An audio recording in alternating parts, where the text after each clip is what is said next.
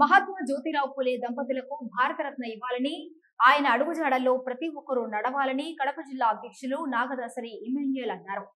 వైఎస్ఆర్ కడప జిల్లా బద్వేలు మండలంలో శుక్రవారం దళిత హక్కుల పోరాట సమితి ఆధ్వర్యంలో మహాత్మా జ్యోతిరావు పూలే 198వ జయంతి సందర్భంగా ఆయన విగ్రహానికి పూలమాల వేసి నివాళులర్పించారు.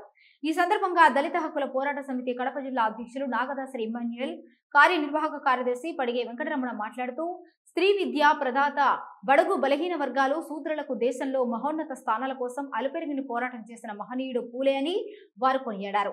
దేశంలోని అంటరానితనానికి వ్యతిరేకంగా మరియు స్త్రీలకు విద్య కోసం తన జీవితాంతం పాటుపడిన మహాత్ముడని, ఆయన జయంతి సందర్భంగా దేశంలోని ప్రభుత్వాలు పూలే దంపతులకు భారతరత్న బిరుదు ఇచ్చి ఆయనను గౌరవించాలని వారు కోరారు.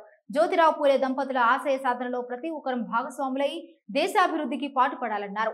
ఈ కార్యక్రమంలో బద్వేల్ మండల డిహెచ్పిఎస్ నాయకులు సుధాకర్, రాజశేఖర్, బ్రహ్మయ్య, వెంకటేష్, వీరయ్య, హరి, టైటానికస్, ప్రసాద్, రామకృష్ణ, శ్రీపతి, శివ, వెంకటరమణ తదితరులు పాల్గొన్నారు.